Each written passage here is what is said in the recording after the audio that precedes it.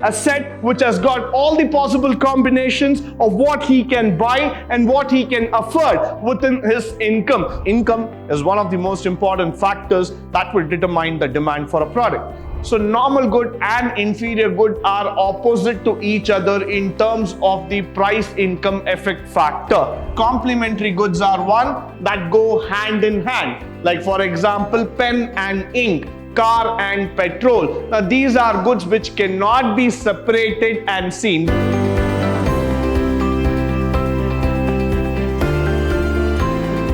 Good morning and welcome to the Chapter 2 in Economics revision class, where we are going to talk about the theory of consumer behavior. We all know that this chapter will have a weightage of 18 marks. This is a very, very important chapter. So I need all of you to just pay attention, and I'm sure that you will get your 18 marks. So just moving forward, let's have a quick recap into the summary of the chapter, what are all we have read through it, and we will have a quick review in terms of understanding the key points. Starting with the budget set. Each one of us know that whenever we are talking about budget set, it's all about the combination of all possibilities put together. Now for an imagination, if there is a consumer and he has an income, that means he is going to combine himself into a budget set. A set which has got all the possible combinations of what he can buy and what he can afford within his income. So that's where we are talking about the budget set, followed by the budget line. So the combination of all budget sets put together over a given period of time would constitute the budget line. So budget line basically would mean that over a period of time, let's say for 1 year, continuously the customer would have purchased something. So when we're going to track his budget over a period of time, we will arrive at the budget line, followed by the word preference. All of us know preferences. It's quite common in economics. Why? Each one of us will have a preference towards a particular product, towards a particular kind of products that we are buying.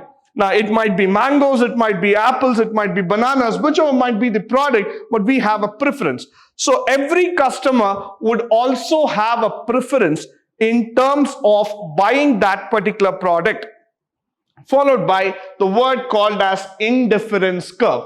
This is a very, very important topic. Why? Because it's going to be repeated in several ways. But let's first try to understand indifference, which means to say that the price does not make much of impact in the consumer's mind. Now, the price of the product is not actually exciting the customer. The customer is totally indifferent to the prices of the product that he's going to buy. So even though the price might be on the higher side, but for the customer, this does not mean anything. So that's what I mean by saying that an indifferent to the prices, indifferent to the market scenario. So that's why indifference curves matters a lot here, followed by the rate of substitution.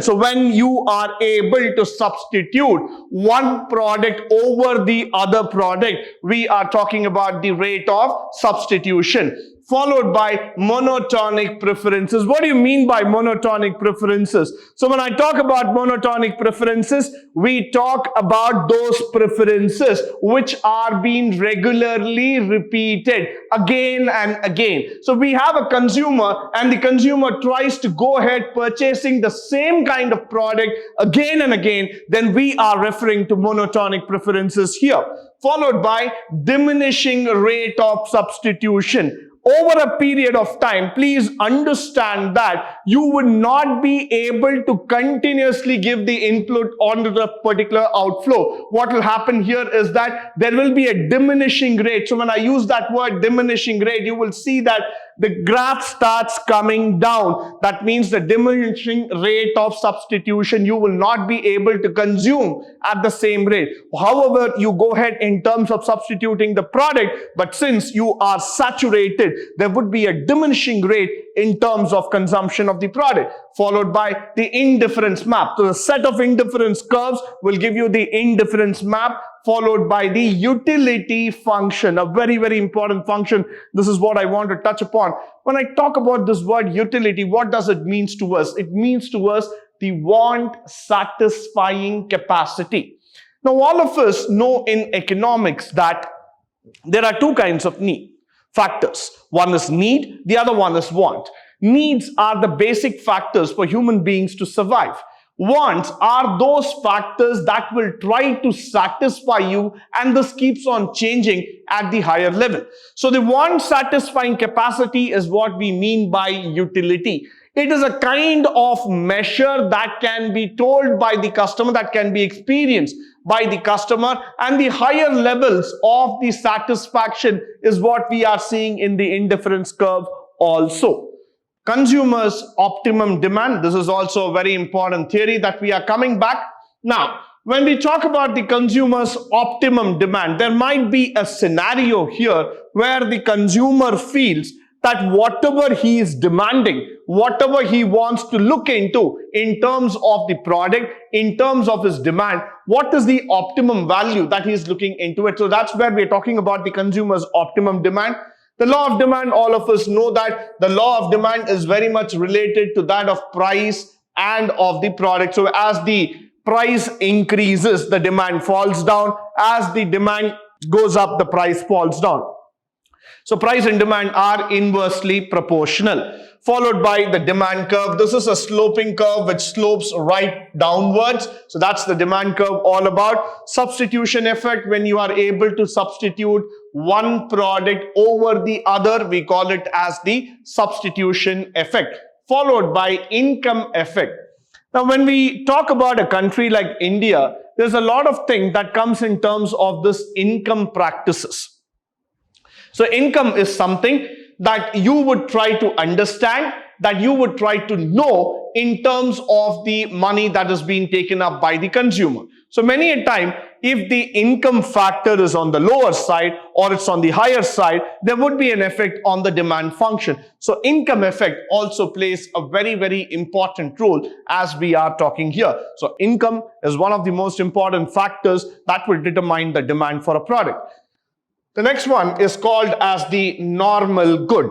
The normal good is one where you would see that as the income increases, the price of the good will also tend to increase. This is very normal in our real walk of life. Why we say that is, if we try to understand the normal good factor, as the income of the consumer increases, his expenditure, his taste on the product spending will also start going up. So that's why we typically talk about something called as the normal good. When the income increases, the price of the goods will also tend to increase with that. Now, when we talk about inferior goods, it is the reverse of normal good. What do you mean by inferior good? As the income increases, the preference for these goods come down. So that's what we call it as inferior goods. Followed by the word substitute. What is a substitute here? Now, when we talk about substitute good, that means we talk about an example like tea and coffee. Tea and coffee are close substitutes. So, for example, if a consumer is not able to get coffee, he would like to prefer to take a tea because that is a closer substitute to the original product. So substitutes are one which have a closer impact to the original product. Now, the next one is complementary goods. Complementary goods are one that go hand in hand. Like, for example, pen and ink, car and petrol. Now, these are goods which cannot be separated and seen. These are the goods whose value have to be seen together. The next one and the last one that we are going to see here is called as the price elasticity of demand, which is a very, very important factor that we have been talking about. Why is the price elasticity of demand very much needed? Now, when we talk about the price elasticity, we need to keep in our mind is that change in price to the change in demand function, which is very, very important. Why? As the price changes, the demand function will also show a fluctuation. So that's why the price elasticity of demand plays a very important role in microeconomics. So you will be able to see that using the same factor, we will be able to see how there is going to be a change, how there is going to be a fluctuation, how there is some need coming in terms of the price elasticity of demand. Now with this, let's move on to the 1-mark questions in the exam corner. We will try to understand what are the predominantly important questions that are going to come here. Now we will have a quick review into the questions and I will go and explain each and every one answer here. So let me start with what is budget line? The answer is here. Budget line represents all the bundles which cost the consumer her entire income. I want you to focus here very clearly. It says represents all the bundles which cost the consumer her entire income. So it is representing the bundle which is going to cost her entire income. So her entire money is invested there. That's where we are talking about the budget line. Now, the next question, what is utility? Very important question. It has been repeated in the exams also. Moving further, I just put it up in 3 words, 3 simple words: want, satisfying, capacity. So if you're writing these 3 words, you've got your 1 mark there. So what is utility? Want, satisfying, capacity. The next question that we are going to look here, expand MRS, which stands for the answer, marginal rate of substitution. All you have to do is just expand and write. The next one, what is demand? Consumer is willing to pay a price at the given value. So this is where we are going to talk about the demand functionality. The next one that we are going to talk about, what do you mean by marginal utility? Very, very important one. The answer to that is additional utility derived by consuming 1 extra unit. So whenever we are using that word marginal utility, the word marginal comes into picture, you have to say the additional utility derived by consuming 1 extra unit. So when you are able to consume more than the normal as per the given situation, that means to say that you are able to consume, you are able to get an extra satisfactory function here. So that's why we say that it is marginal utility. Next one, what do you mean by the factors called as budget line and budget set? Now moving forward, collection of all bundles and the bundle to that income capacity. So when I talk about this word budget set and budget line, the most important thing that you need to concentrate is the word called as collection of all bundles and the bundle to the income capacity, only to the level of income that the consumer is earning. To that extent is what we are trying to focus as budget set and the budget line factor altogether. Beyond the consumer's income, it is not possible to consume or it is not possible to look into the budget set. What is monotonic preference? That's the next question coming up there. Same taste and choice and does not change. So as I was telling you during the summary of the class, it is very, very important for a consumer to understand if he continues to go in for the same product, his preference remains the same, his choice remains the same. So that's why the same taste and choice continues and does not change, which means I am not going to change under any circumstances, whatever I have looked into it or whatever I have aspired for. So that's why we call this as monotonic preferences. Next one, the question that's coming up is state the law of demand. Price and quantity are inversely proportional. Now, if I have to just tell you about the law of demand, other things remaining constant. Now, what happens when there is an increase in price, there is a fall in demand and vice versa. So, if there is an increase in demand, there will be a fall in price. So, law of demand says that they are inversely proportional. State the price elasticity of demand. So, in the price elasticity of demand, it is the question between price and the demand function. So whenever we are talking about the price elasticity of demand, we are going to talk about the change in proportion to price to the change in proportion to demand. So with this, we come to the end of the 1 markers and the 2 markers. Let us now move forward in terms of the 4 markers. Now, what are the 4-mark questions that you can expect from this particular chapter? Let's have a quick look. Explain budget set with a diagram, explain the indifference map, explain the differences between normal goods and the inferior goods. These are some of the questions which have been constantly repeated in the examination. So please pay some attention here in terms to these questions so that you will be able to score well. Let's start with the first question. Explain budget set with a diagram. So you will be drawing up the diagram and you will be explaining collection of all bundles with this small diagram. What is the key point that you need to look here? First thing is that you are going to explain about the budget set. So budget set is a collection of all bundles put together. Then you need to draw this diagram where you are able to give a clear-cut explanation about the budget set, the preferences all together. Now, in a 4-mark question, it is very important that you draw the diagram, mark it correctly, and then try to explain the answer. Please do not write only theory and just run away. Why? Because you might not be able to score well. So when you draw the diagram and then you explain your answer in accordance to the diagram, you will be able to score better marks. So first thing is you're going to define the budget set, the collection of bundles. Then you're going to draw the diagram and explain the answer. Followed by the next question where we are talking about the indifference map. So you're going to draw the indifference map. Most of you would have seen this diagram many a time in your textbook where we are talking about the indifference curves, the curves which keeps going upward. So you can see that there is an indifference map altogether. For each level, you can see an equilibrium point coming up like this.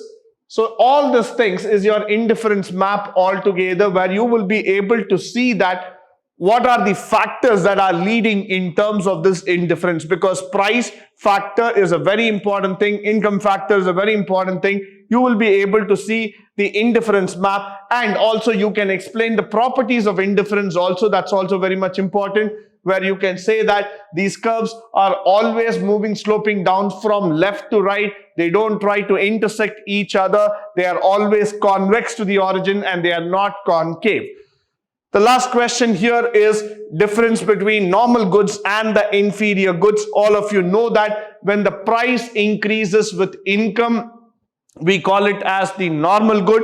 When the price, when the price decreases with the income effect, we call it as the inferior good. So normal good and inferior good are opposite to each other in terms of the price income effect factor. So when you start seeing that a consumer starts spending more money, rather when his income increases, he switches on to the normal goods more. But as the income increases, the choice towards inferior goods will definitely start falling down. That's why we call it inferior good, not because of quality factors, it's because of the choice factors that are being made by the consumer. Followed by the 6-marker questions that we are coming in. One of the most important questions which I've always felt that's been repeatedly asked in this particular chapter is explain the law of diminishing marginal utility. I've seen that this question is repeated quite a number of times, and they have also tried to ask about why this question into the action. So let's try to understand. One is that you will be trying to understand the utility concept, which is nothing but the want satisfying capacity. In the utility, you have the ordinal utility and the cardinal utility. So you will need to talk about the utility concept. Next, the marginal utility, where we have talked about the one extra or additional unit consumed, the satisfaction that is derived by consuming one extra unit, followed by the consumption increases and falls in terms of the units. So we are also going to talk about how the consumption increases, which leads into the fall in units at the later stage. So as you keep on increasing the consumption, at one stage there's a decline in the entire factors altogether. So the law of diminishing marginal utility functions are one of the most important questions on the 6 marks that can be expected in this particular examination. With this, I'd like to come to the end of today's presentation in terms of the revision for Chapter 2 in Microeconomics. I hope and believe that all the important concepts, the facts have been understood and have been presented to you so that they might be of a great help in the coming examination. In the upcoming session, we are going to see about the Chapter 3, which will be talking about production and cost. But until then, stay tuned, stay blessed, and stay enlightened. Thank you once again for joining me today on this wonderful session.